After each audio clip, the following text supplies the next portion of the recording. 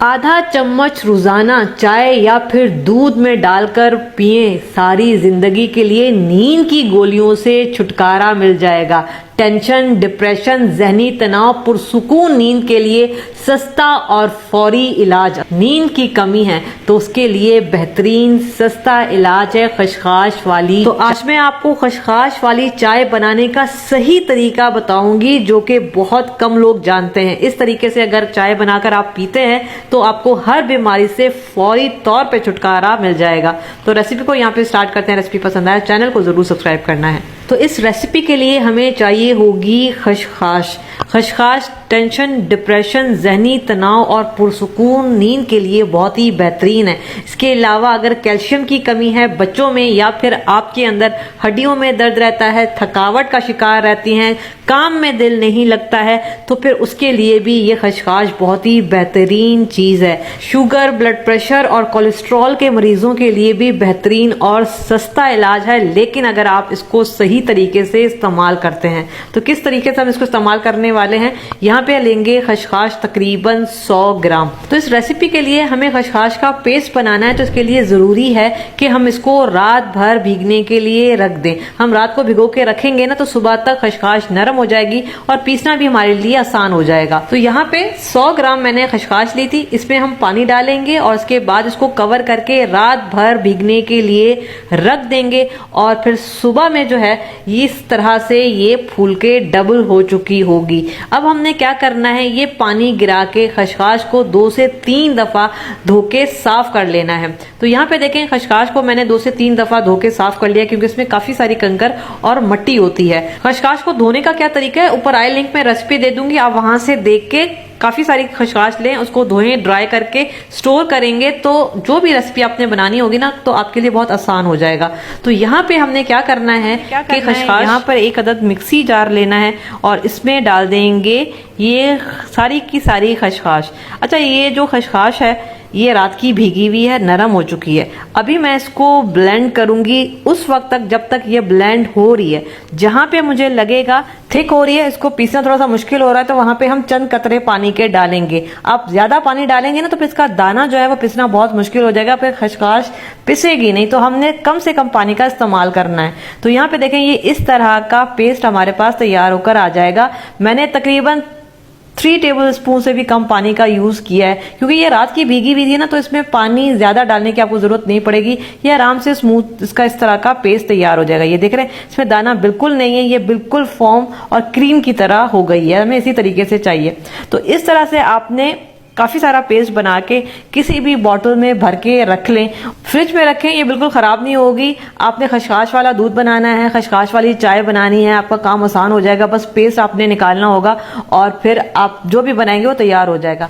लेकिन यहाँ पे काफी सारे से मेरा मतलब ये है कि आप हफ्ते भर के लिए बनाएं, इससे ज्यादा का ना बनाएं, हफ्ते भर के लिए बनाएं और इसको फ्रिज में रखें। आप हफ्ते भर के लिए इस्तेमाल करें और फिर अगले हफ्ते नया पेस्ट बनाएं। ज्यादा बनाएंगे, ज्यादा टाइम के लिए चलाएंगे तो हो सकता है कि पेस्ट जो है वो खराब हो जाए। अब हम चाय बनाना स्टार्ट करेंगे। चाय बनाने का सही तरीका आज मैं आपको बताने वाली हूँ कि खसखस वाली चाय अगर आप इस तरीके से बनाते हैं ना तो आपको इसके ढेर सारे फायदे मिलने वाले हैं। वैसे तो यूट्यूब पे बहुत ज्यादा आपको रेसिपीज मिल जाएंगी लेकिन ये बेहतरीन और फायदेमंद रेसिपी है। चाय बनाने के लिए मैंने 2 कप लिया है पानी का। चूल्हे को तेज करके इसमें बॉयल आने देंगे और चाय को मीठा करने के लिए ना मैं इसमें देसी गुड़ डालने वाली हूँ। जितनी भी आपको चाय को मीठा रखना है उस हिसाब से आप गुड़ डाल सकते हैं या फिर मिश्री डाल सकते हैं, ज्यादा बेहतर है। लेकिन चीनी मत डालिएगा, फिर कोई फायदा नहीं है इस रेसिपी का। अब यहाँ पे इसको पकाएंगे, इतना पकाएंगे कि ये जो गुड़ हमने इसमें डाला है ये अच्छा सा घुल जाए। इसमें गुड़ आपको पता है कि सर्दियों में नज़ला, जुकाम, खांसी, इसके अलावा और बहुत सारी चीज़ों के लिए बेहतरीन है। तो सर्दियों में गुड़ का इस्तेमाल लाजमी करें और वो भी देसी गुड़ का। तो यहाँ पे देखें गुड़ जो है वो मुकम्मल तौर पे घुल चुका है। जब गुड़ घुल जाएगा तो इसमें हम डाल देंगे पत्ती। 1 टेबल स्पून मैं इसमें पत्ती डाल रही हूँ। चाय को कितना स्ट्रांग रखना है पत्ती आप अपने हिसाब से डाल सकते हैं। पत्ती डालने के बाद अब यहाँ पे चूल्हा थोड़ा सा तेज कर देंगे और 1 से 2 जोश आने देंगे ताकि हमारे पास अच्छा सा कावा तैयार हो जाए और मज़ेदार चाय तैयार हो जाए। अच्छा, बहुत सारे लोग खसखस की चाय बनाते वक्त ना खसखस धो के साफ कर लेते हैं और इस पॉइंट पे साबित खसखस डाल देते हैं और फिर चाय बना लेते हैं और फिर चाय को छानते हैं तो वो सारी की सारी खसखस जो है वो निकल जाती है। तो फिर उसमें कोई ग़िज़ाइयत नहीं रहती, क्योंकि खसखस के दाने बहुत सख्त होते हैं, उसको जितना भी पका लें वो गलेंगे नहीं और जब आप चाय को छानेंगे तो खसखस भी निकल गई, ग़िज़ाइयत भी निकल गई। तो ये जो तरीका मैं आपको बताने वाली हूँ ना, ये बहुत बेहतरीन तरीका है। अब देखिए हमारे पास कावा बड़ा अच्छा सा तैयार हो गया है। 2 मिनट मैंने जो है वो कावा को पकाया है। अब 1 कप मैं इसमें डालूंगी दूध का। 2 कप पानी डाला था, 1 कप मैं इसमें दूध का डाल रही हूँ और अब हम इसको पकाएंगे।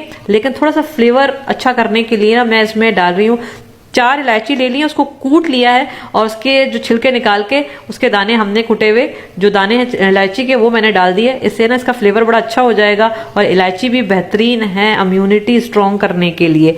अब हम यहाँ पे 1 से 2 जोश देंगे ताकि हमारे पास बड़ी बेहतरीन कड़क चाय तैयार हो जाए। अभी तक देखें मैंने इसमें खसखस नहीं डाली है और ना ही हमने डाली है। चाय को पकने दें मुकम्मल। अब चाय हमारी तैयार हो गई है, चूल्हा बंद कर देंगे, इसको उतार लेंगे।